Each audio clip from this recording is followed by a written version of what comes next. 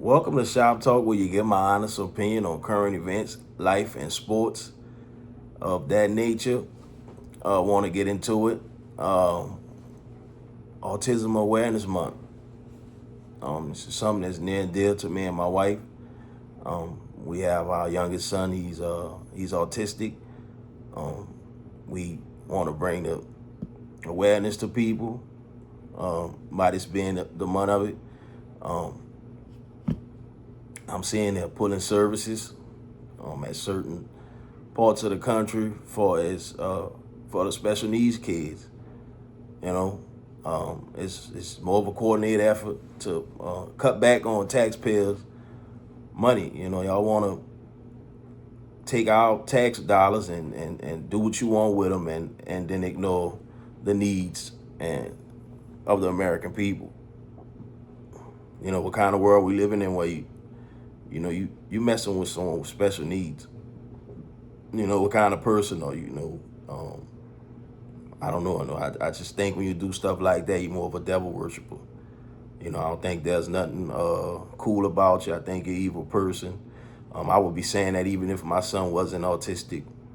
It's just, sometimes I think about what my boy T.K. Kirkland always say, who raised you? Just got some evil and hateful people roaming this earth. I know none of us are perfect. We all have our shortcomings, but just pure evil. I mean, that's just another level of sin. We born into it. But it takes parents.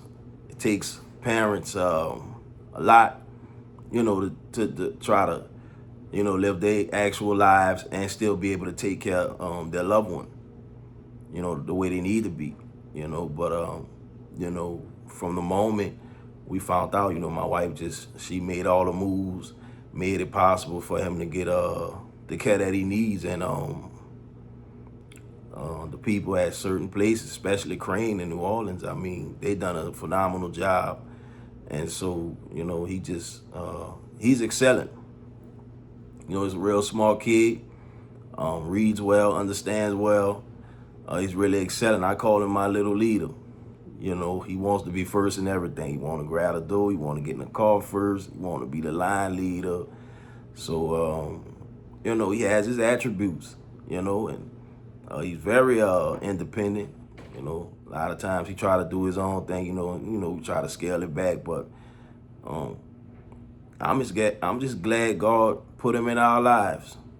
I'm just glad God put him in our lives. And like I said, I grew up in a household. My grandmother, she was special needs as well. So you never realize, God could put that type of situation on you, and what would you be able to do when he does. And he stepped up to the plate and made sure he has his correct care that he needs and stuff like that. Where we don't want people feeling sorry for him, and so he doesn't feel sorry for himself. I saw last week Emily B revealed her daughter has the same condition, but she's nonverbal. So when they're nonverbal, they're not able to get their thoughts out at all. They're more of they have to come take your hand, and sure he used to do that with us as well. He would come get our hand and he walk us to certain things, and he would tell us, all right, Daddy, this is what I want, or Mom, or whatever. But he wasn't saying it with his mouth. He would point at certain things. So we just making sure he have everything he need. Thank God his mama's in the medical field. She's a real smart woman. And so that's a big old help as well. I think a lot of times, we just be hooking up and making kids and not realizing, you got to really be careful who you procreate with. That's one of the best decisions you're going to make in life. You got to ask yourself, if God called me home today or tomorrow, will this person be able to take care of my child? And so that's how I look at things. I look at it from all angles. We live for our kids. That's exactly what we do. We don't think we're better than nobody. Nothing of that nature. We just live for our kids. We get along well. as any other relationship, you have your bumps in the road and things of that nature. But for the most part, we get along well and we take care of our kids. I see they trying to take the services away from the kids in New Orleans. I think that's a sad situation. Because no one knows. Until you have your child and you see that the child is not doing certain things at an age like other kids are doing. So you have your thoughts like, okay, let me get him evaluated, he or she evaluated, and go from there. And once they tell you, you get the diagnosis, it's up to you to do the work. It's up to you to do the work. For their services and stuff like that, making sure they get IEP addresses and all that stuff like that. It's up for the parent to do the work for the child. If you say you love your child, you should never make a selfish decision. I'm going to say that again. If you say you love your child, you can never make a selfish decision. I'm always do what's best for my household. I know what it's like to grow up and not have a father in the household. And it's not a situation where I'm bashing my dad. I love the hell out of him. He know that. I wouldn't trade him for nothing in the world. I'm just giving my take. But we have to be in our kids' lives. Even if I wasn't in the household, I would still have to be in their lives. Because it's literally just me and their mom. We don't have a support system like that. It's just been like that. When his grandparents would help us from time to time, but God has called on the glory. And so it's always just been me and her. So we just try to make sure we doing what's best for them. From our oldest on down, we always just been hands-on with our kids. And I hope that many people take heed to what's going on in this world. We used to be able to go outside and play, and then when the street lights come on nowadays, you can't do that no more. We living in crazy times, so I still have my anxiety of my son actually still being in school. I freaked out when my wife actually put him in school for the first time, because he's that precious to me, so when I say live by, die by, I mean that with my kids. They everything to me. They're my prized possessions. I wouldn't do anything to hurt my kids. I love their mother as well. So I just try to make sure I'm doing my part as a father and a husband. Won't pivot into, but yeah, more for sure. Autism Awareness Month, we want to bring light to that. But want to pivot to my boy Ye. 2 sold out shows. Canceled who? Don't work with Ye. He is anointed. Yeah, I know you're going to say, oh, you serious? The dude, he anti-black, how? Because a lot of stuff he said was true. I don't agree with the slavery part. They're actually still exploiting labor. It's called the workforce. Yeah. You just do it through the currency. Yeah. Sometimes we gotta look. We gotta look at things from all levels, different angles. He was on to something. He just was early. Mental health issues is real. All over the country. It's real. I see the NFL about to make it mandatory for each team to have a mental health guy working with the guys. The suicide rates is astronomical right now. He's always been ahead of his time. He ruffle feathers. He have things that he say. What person isn't controversial? That was a celebrity. He just was ahead of his time. So he sold out the 2 shows and made Third Degree M. So I know it was like, oh no. We got to do something about that. I thought the fake Jews, the people that want to run the world, that lie to say they God's chosen, knowing you're not a real Jew. You think about Minister Farrakhan. He been telling the world about these people. But on social media platforms, well, they're owned by the white supremacists, Mark Zuckerberg and Elon Musk. We bicker back and forth, black people back and forth. Oh yeah, and whoever else and all this stuff here. Not realizing every social media app that black people are part of, it increases in value. Think about that. Black people spend $2.7 trillion a year. We one of the biggest voting blocks in the country. We love America way more than they love us. It's a fact. That's why I said the news that I need to hear, I'm going to have to deliver it. I'm all out of options. I don't have no excuses. I majored in broadcast journalism. I was going to school to be an analyst. So I figured, what better thing to do than start your own platform? I'm literally from ground zero. I was supposed to do this in 2012 when people didn't even know what that word meant. I'm not somebody that just try to do everything everybody else do. I was talking about a podcast in 2012. We can't no longer trust mainstream media. It's bought, paid for by the billionaires. So now these phones that we be on every day, it's a thing called Google.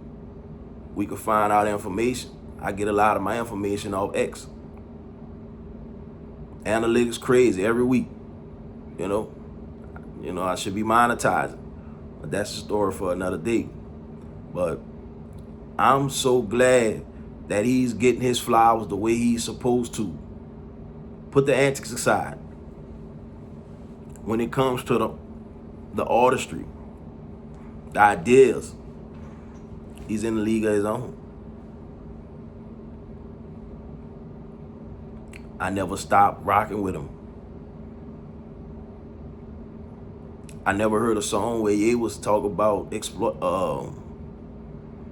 selling things to the hood and stuff of that nature. We all love rap.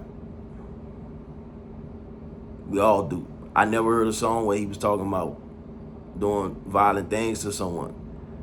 Always been a free thinker.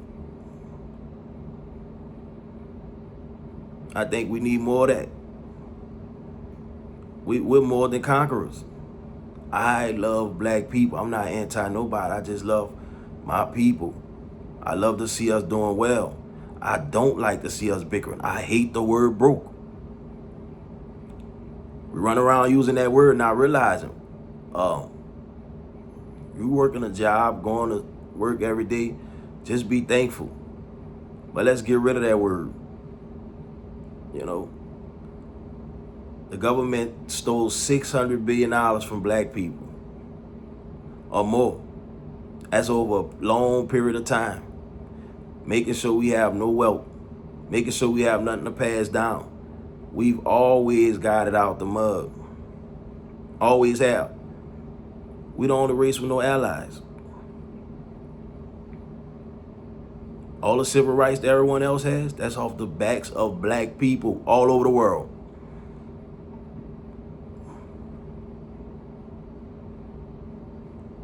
We're overdue. Yeah, we need reparations. We need it all. Because nobody has suffered more than us in this world.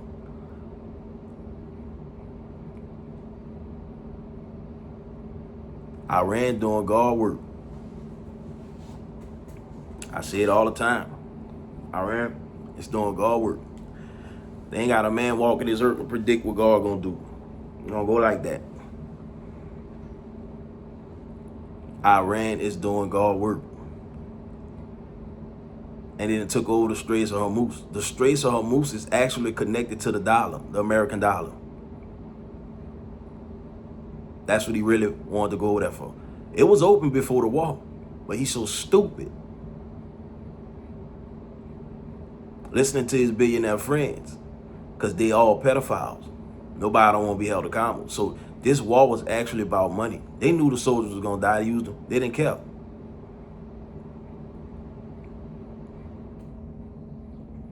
They didn't care at all. All about a money plea. Employees losing their jobs every week.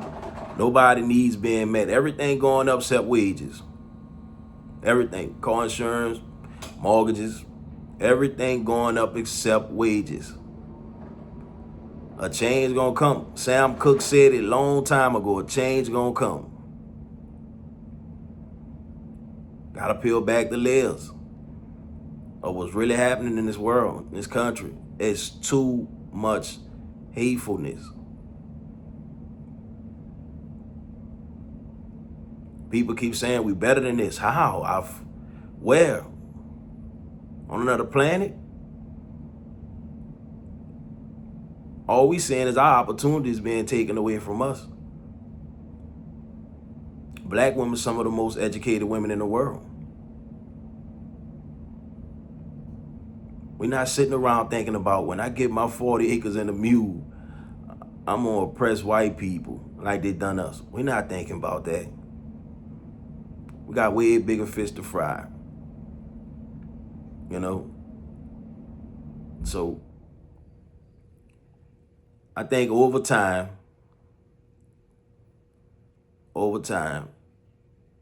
the progressive movement has to take place in this country. As far as workforce, everything else, because they're trying to usher in AI and all this other things like that. They're anti-establishment. They actually want to live in America, but do what they want. They don't want to be under government. They want to be able to call the shots.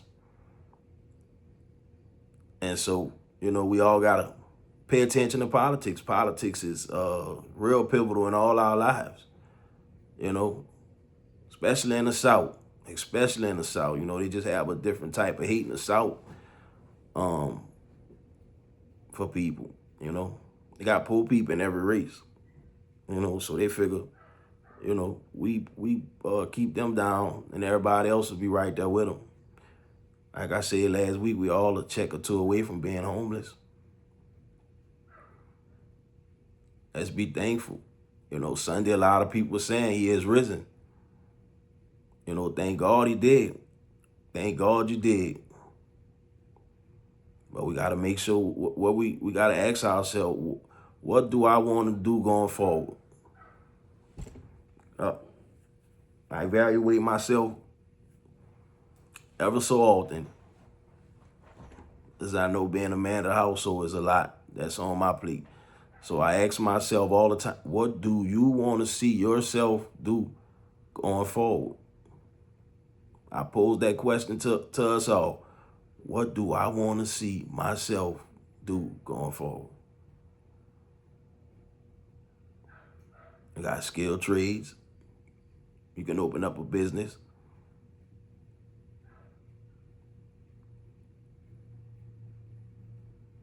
Let's try to stop being divided as people.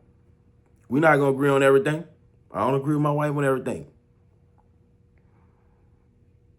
Let's not get ugly with each other and start calling names and not realizing, like, man, we all trying to get to the same destination. It's taking a different route.